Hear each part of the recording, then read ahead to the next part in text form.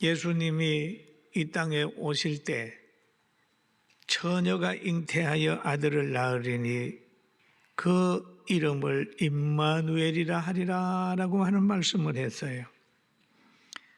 처녀가 잉태하여 아들을 낳으리니, 그러면 잉태시키는 분이 누구냐? 성령이고 하나님이기 때문에 그 아들은 하나님의 아들이다 그러잖아요. 우리가 보면 아버지 날 낳으시고 어머니 날 기르시니 두 분이 아니시면 이 몸이 살았을까 하는 그것도 있죠. 그 사람 참 잘한 것 같아요. 왜? 여러분, 땅에서 나고 흙에서 뭔가 나오는 것 같지만은 씨의 성분대로 나옵니다. 콩을 심어야 콩 나고 팥을 심어야 팥 나는 것처럼 바로 남자의 성을 따르는 것이 성경적이에요. 그런데 여기에서 마리아의 몸을 빌려가지고 성령으로 잉태돼서 하여 하나님의 자녀가 이 땅에 오는 거죠. 뭘로? 구원하러 오신다 그렇게 말씀하셨습니다. 그런데 예수님이 성령으로 잉태되기 전에 가브리엘 천사가 저 갈릴리 나사렛 동네에 정혼한 마리아를 찾아갑니다. 마리아를 찾아가서 하는 말이 너 아기를 가진다 얘기를 하는 거예요. 여러분, 부부간에 그런 아기를 가질 수 있는 행위도 안 한 그 처녀 보고 아기 가졌다고 가진다고 그러니 깜짝 놀랄 수밖에 없지 않습니까? 그래서 성경 누가복음 1장 29절은 이렇게 얘기를 하죠. 처녀가 그 말을 듣고 놀라 이런 인사가 어찌 함인가 생각하며, 야, 이런 인사가 어떻게 되는 거냐 그러죠. 마리아는 가브리엘 천사의 말을 듣고 깜짝 놀랐습니다. 왜냐하면 인간의 이성으로는 용납할 수 없기 때문입니다. 이렇게 되는 가정을 볼 수도 없었기 때문입니다. 그 동네에만 봐도 결혼한 가정에 자녀가 태어나지 처녀가 자녀 놓는 것은 못 봤거든요. 이런 일이 어떻게 될 수 있느냐라는 얘기를 합니다. 여러분, 성경의 역사 보면은 하나님이 하시면 연세가 들어도 잉태하게 되고 출산하게 되는 거예요. 하나님의 역사, 육을 가지고 있는 인간도 회복시키는 능력이 하나님께 있고 잉태하는 능력도 잉태시키는 능력도 하나님께 있었습니다. 우리가 이 하나님의 역사는 불가능한 게 없다 그렇게 봅니다. 그런데 오늘 본문에 보니까 마리아가 천사에게 말합니다. 나는 한 남자를 알지 못하니 어찌 이 일이 있으리까? 라고 하는 말을 하지요. 남자를 알지 못한다고 하는 말은 남자와 아기를 가질 행위를 하지 않았는데 어떻게 잉태할 수 있느냐라고 하는 말로 이해할 수도 있어요. 그때 천사가 말합니다. 성령이 내게 임하시고 지극히 높으신 이의 능력이 너를 덮으리니 이러므로 나실 바 거룩한 이는 하나님의 아들이라. 하나님의 아들이라. 천사가 대답합니다. 지극히 성령이 임한다. 지극히 높으신 이의 아들을 너가 잉태하게 된다. 태어날 아이는 하나님의 아들이다. 대저 하나님의 능력은 능치 못함이 없다. 라고 쭉 얘기를 하니까 마리아가 천사하고 대화하는 중에 결단을 하는 거죠. 결단을 해요. 누가복음 1장 38절을 우리 같이 한번 읽어볼까요? 시작. 마리아가 이르되 주의 여종이 오니 말씀대로 내게 이루어지이다 하며 천사가 떠나니라 라고 하는 거예요. 하나님께서 강권적으로 하지 아니하고 그 마음의 동의를 구하는 거죠. 구하는 거예요.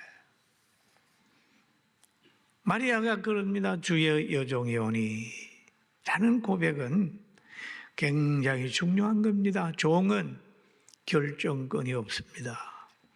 종은 소유권이 없습니다. 종은 선택권이 없어요. 종은 예만 있는 거예요. 주여 여종이오니 주인님 뜻대로 하십시오. 그 말이잖아요. 말씀대로 내게 이루어지이다. 그런 거예요. 마리아는 요셉과 정혼한 요셉의 아내보다는 하나님의 여종으로서의 자기의 몸을 맡겼습니다. 마리아의 결단으로 인하여 하나님께서 그에게 은혜를 입혀가지고 지금 태중에서는 아기가 자라고 있습니다. 점점 아기가 성장하게 되니까 본인이 알게 되고 남편이 알게 되지요. 남편은 요셉이 알게 되는 거예요. 어느 날 요셉이 약혼한 마리아를 만나보니까 배가 불러오는 거예요. 깜짝 놀라지요. 야, 이거 어쩌된 일이냐. 그래서 요셉은 어려운 사람이라서 드러내지 않고 고민하면서 파혼하려고 하는 거예요. 가만히 끊고자 하는. 만약에 어려운 사람이 아니었다면 동네방네 소문내가지고 난리 났겠지만은 드러내지 아니하고 가만히 끊고자 고민하고 있을 때였어요.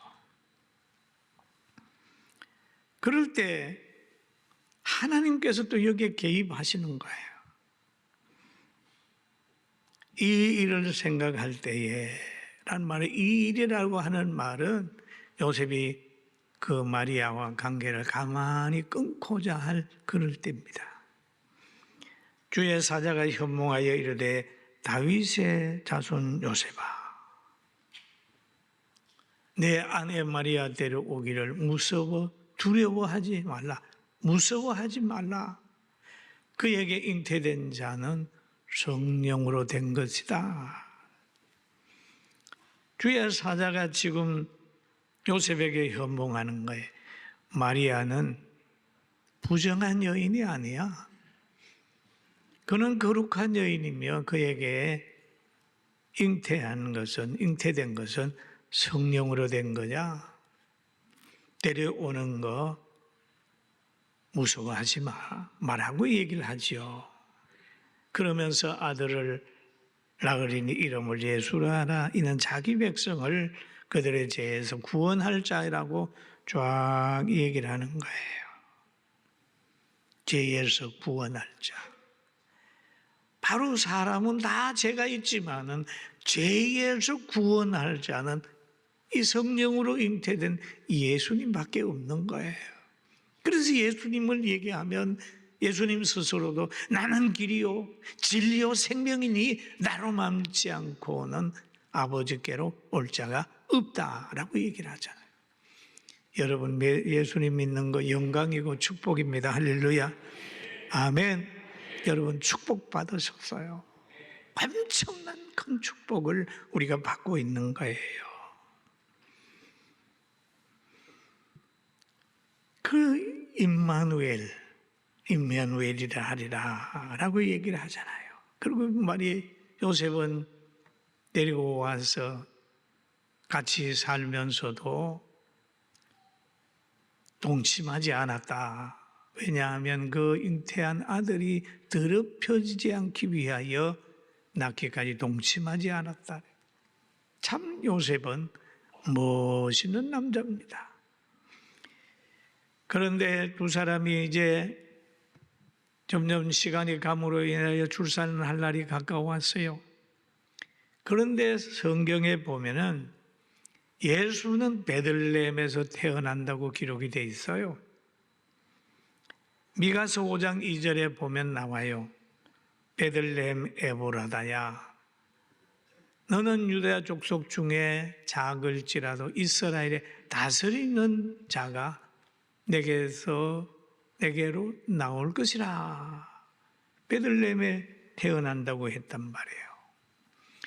그런데 갈릴리 나사렛에서 베들레헴의 거리는 약 한 150km 정도 되는 거예요. 야, 그러면 지금 같으면 차를 타고 가지만은 그때 상황이라면 어떻게 이 문제를 해결할까요? 가야 된단 말이에요. 이럴 때에 하나님께서 로마 황제를 명해가지고 호적하라고 하는 거죠. 그냥 하나님께서 강제적으로 하는 게 아니라 그 행정력을 동원해가지고 불신자들을 이용해서 뭔가를 하게 하는 거죠. 그래서 마리아와 요셉이 호적하러 가는 겁니다. 그럼 하나님의 역사는 마리아와 요셉만 붙들고 있는 게 아니라 전 인류의 역사의 수레바퀴를 돌리는 것. 믿습니까? 믿습니까? 그래서 호적하러 가야 된다. 그러니까 베들레헴은 요셉의 고향이니까 가야 되는 거예요. 그래서 만삭이 된 아내 마리아를 데리고 150km 가까이 되는 그곳을 가는 거예요. 얼마나 힘들겠어요? 차로 가도 지금 우리 역에서도 몇 시간이 걸리는데 걸어가게 되면 한 4, 5일 안 가겠습니까? 가는 거예요. 가는 길에 대해서는 성경에 기록이 없어요. 나귀를 타고 가는지 걸어가는지 기록이 없지만은 나귀를 타고 가도 먼 길이고 걸어가도 먼 길이고 그거는 해산한 여인이 가기에는 엄청 먼 길이에요. 그렇지만 가야 되는 거예요. 가는 거예요. 오늘 본문에 그러잖아요. 그때에 가이사 아구스도가 영을 내려 천하로 다 호적하라 하였으니 이 호적은 구레뇨가 수리아 총독되었을 때 처음 한 것이라. 모든 사람이 호적하러 각각 고향으로 돌아가매 요셉도 다윗의 집 족속이므로 갈릴리 나사렛 동네에서 유대를 향하여 베들레헴이라 하는 다윗의 동네로 약혼한 마리아와 함께 호적하러 올라가니 마리아가 이미 잉태하였더라. 그런가? 그럼 로마의 황제 가이사 아구스도가 자기의 통치하는 곳에 호적하라고 인구조사하는 거예요. 그런데 그 당시에 로마가 얼마나 강국이었는지 서유럽, 동유럽, 아시아, 아프리카 일부까지 다 통치를 합니다. 굉장히 터키도 또 저 독일도 여러 나라를 다 지배하는. 그런데 마리아와 요셉이 사는 갈릴리 나사렛도 이 지배하는 곳이기 때문에 황제의 말이니까 순종해야 되는 거예요. 순종함으로 가는 거예요. 황제의 명령 때문에 가는 거예요. 그런데 그 가는 길이 하나님께서 원하는 길이고 예언된 것을 실천하러 가는 길이에요. 사랑하는 성도 여러분, 우리가 이렇게 이사오고 가고 하는 모든 것들이 하나님의 계획 손에 있는 줄 알고 기도하면서 감사하며 살게 되길 주의 이름으로 축원합니다. 아멘. 다른 사람들은 몰라요. 본인들도 몰랐을 줄 몰라요. 본인들도 그랬을 거야. 그럼 가는 거예요. 여기에 지금 요셉과 마리아가 지금 베들레헴에 갔습니다. 베들레헴. 그 가는 길에 그 모든 얼마나 힘들겠어요. 우리는 그런 생각을 가끔 하죠. 예수 믿으면 어려움도 없고 예수님 모시면 평안만 있으리라고 생각하지만 때로는 만삭이 된 그 몸을 가지고 150kg가 되는 그 길을 며칠 동안 걸어가야 되는 고통이 있다는 것도 기억해야 됩니다. 때로는 예수 믿다가 박해도 받고 어려움 당하게 되고 부대접을 받게 되고 정죄를 받게 되고 이럴 때가 있어요. 이럴 때라도 좌절하지 말아야 돼요. 왜? 그것을 통해서 하나님께서 기도하게 만들고 그것을 통해서 연단하시고 정금 같은 믿음을 가지게 하려고 하는 하나님의 섭리가 있는 줄 알고 어려움이 온다 할지라도 끝까지 인내하게 되기를 주의 이름으로 축원합니다. 아멘. 그가 예수 믿으면 좋은 환경만 될 건 안 그렇습니다. 그리고 인간 편에서 보면 그 동리 베들레헴 사람들에게 엄청 섭섭할 수 있어요. 저도 그런 생각을 한번 했어요. 동네 사람들이 참 인형머리가 없다.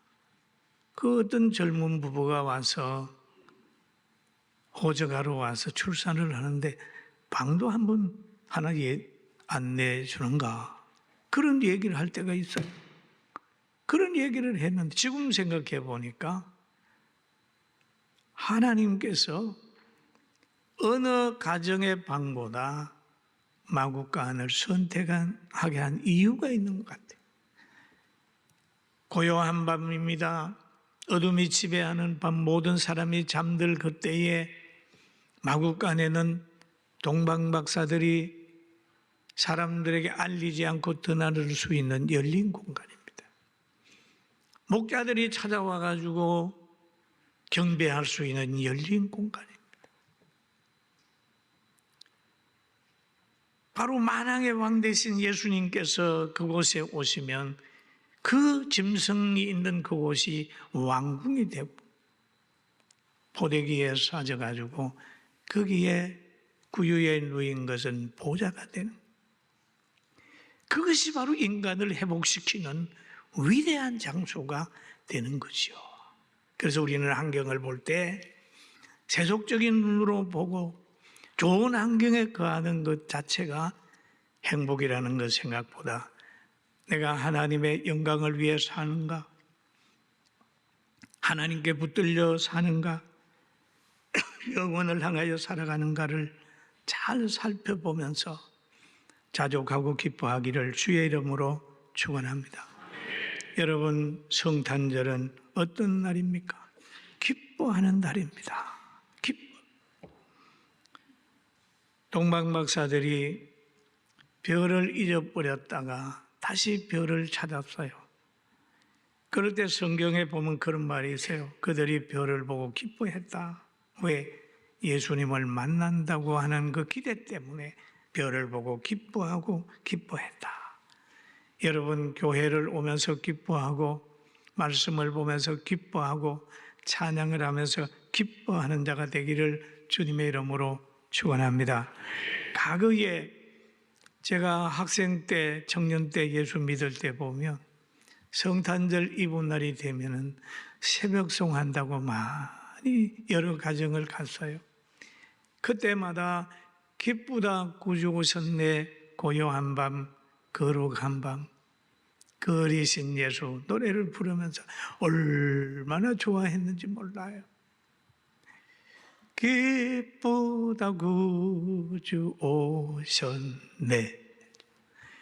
그러면 예수님을 맞이하는 사람은 이렇게 기쁘지만 예수님을 이 땅에 오게 하는데 쓰임받은 마리아와 요셉은 얼마나 힘들었겠어요. 얼마나 힘들었겠어요. 그러면 우리는 이 현실 속에서 복음을 전하는 사람의 반열에 서 있다면, 직분자의 반열에 서 있다면 마리아와 요셉이 가는 그 길, 힘들고 어려울 때라도 좌절하지 않고 간다면 가장 멋있는 인생을 살 수 있어요. 할렐루야. 아멘.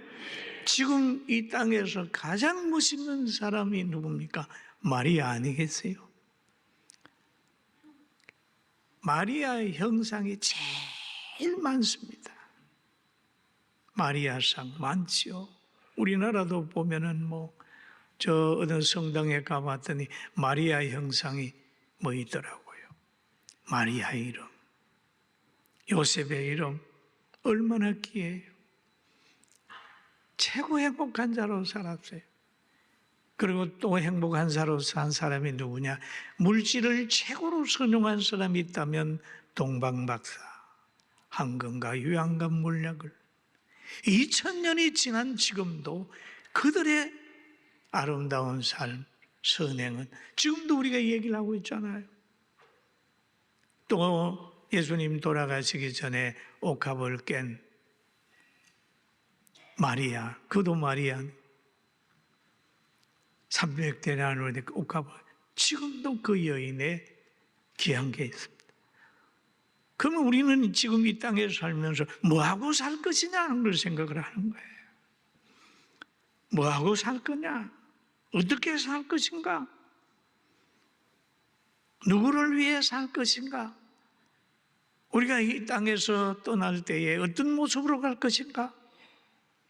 한번 생각을 해봐야 됩니다. 저는 여러분 보고 저녁에 세미나 교육하는데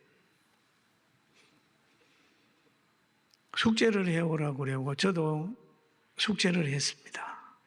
강의안을 만들었지만 숙제를 하면서 그 숙제 속에 그러는 거예요. 왜 직분이 귀하냐? 라는 질문에 보니까 여러분 집사가, 목사가, 장로가, 근사가 왜 귀하냐? 봤더니 이 이름은 천국에 갈 때까지 가져가는 거다.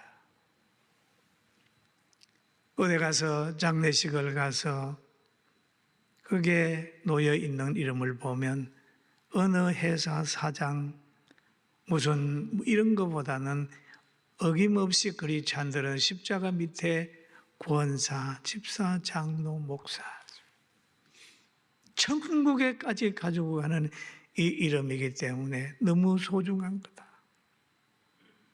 그걸 제가 이렇게 저도 숙제를 했습니다. 여러분들도 오늘 저녁에 숙제를 다 해가지고 오실 줄 압니다만 하나님께서 주신 직분이 얼마나 소중하다 한가 알아야 돼요. 인생을 무엇하면 살 거냐 하는 걸 한번 꼭 생각하고 남은 생애 동안, 남은 날 동안 멋있는 삶으로 살게 되길 주의 이름으로 축원합니다. 참 우리가 한 해를 마무리하는데 성탄으로 마무리한다는 게 가장 행복한 거예요. 한 해를 성탄으로 예수님 모시고 한 해를 시작한다. 그래서 남은 기간 동안 최선을 다하고 하나님의 역사는 저 로마를 움직이고 하나님의 역사는 왕을 움직이고 하나님의 역사는 모든 대자연까지 다 움직이시는 그 하나님인 줄 알고 어떤 환경에도 좌절하지 말고 기도해서 승리하는 우리 성도들 되기를 주의 이름으로 축원합니다.